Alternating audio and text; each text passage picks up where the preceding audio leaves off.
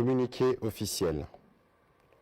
Le président de la République, chef de l'État, commandant suprême de forces armées de la République démocratique du Congo et de la police nationale congolaise, a présidé ce samedi 29 octobre 2022 à la Cité de l'Union africaine à Kinshasa, une réunion élargie du Conseil supérieur de la défense.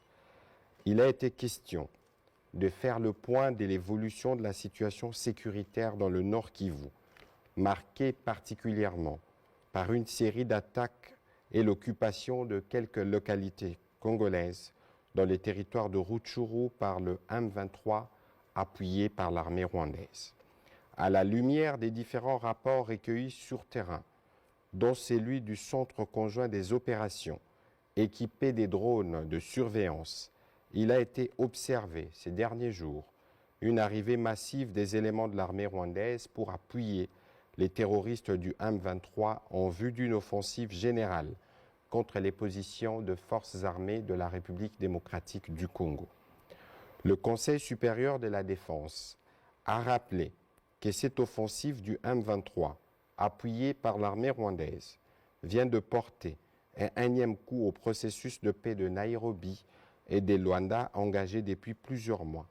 Cette aventure criminelle et terroriste a rencontré une farouche résistance de forces armées de la République démocratique du Congo, déterminées à défendre la patrie jusqu'au sacrifice suprême. Ces affrontements ont provoqué un déplacement massif de plusieurs milliers de nos compatriotes, rendant encore plus difficile une situation humanitaire déjà préoccupante. Au regard de faits qui précèdent, les conseils supérieurs de la défense demandent au gouvernement 1. D'expulser dans les 48 heures suivant sa notification M. Vincent Karega, ambassadeur plénipotentiaire du Rwanda en poste en République démocratique du Congo.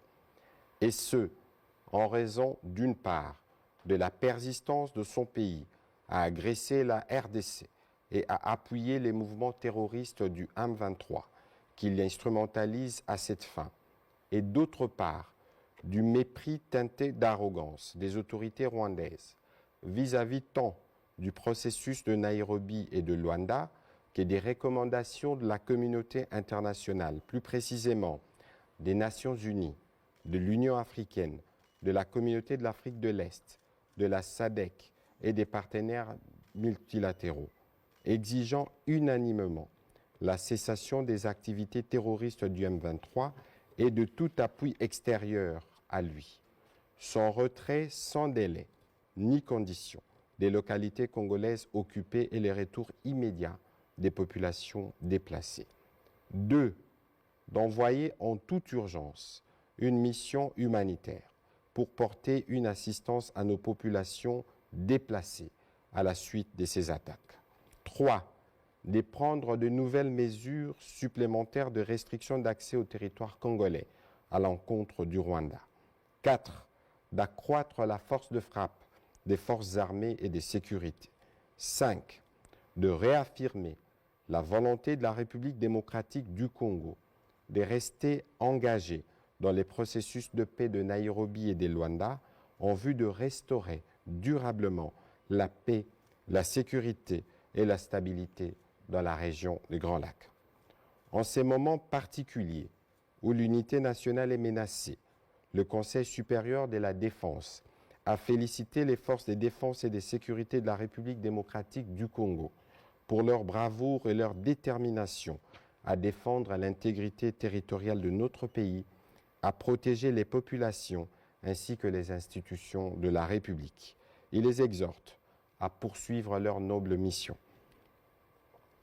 En vue de préserver l'unité nationale, le Conseil supérieur de la défense a rappelé la recommandation du président de la République, chef de l'État, celle de s'abstenir de tout type de discours, actes de violence ou des stigmatisations contre les communautés rwandophones pour ne pas prêter les flancs à l'ennemi. Il a encouragé les services de sécurité à veiller à la stricte observance de cette recommandation. Enfin, le Conseil supérieur de la défense remercie le peuple congolais pour l'élan de solidarité et de patriotisme manifesté à l'endroit de nos forces armées et de nos populations touchées par cette agression. Il a annoncé que le président de la République, chef de l'État, s'adressera à la nation dans les prochains jours. Fait à Kinshasa le 29 octobre 2022 pour les Conseils supérieurs de la défense élargie. Patrick Muyaya, ministre de la Communication et des Médias, porte-parole du gouvernement. Je vous remercie.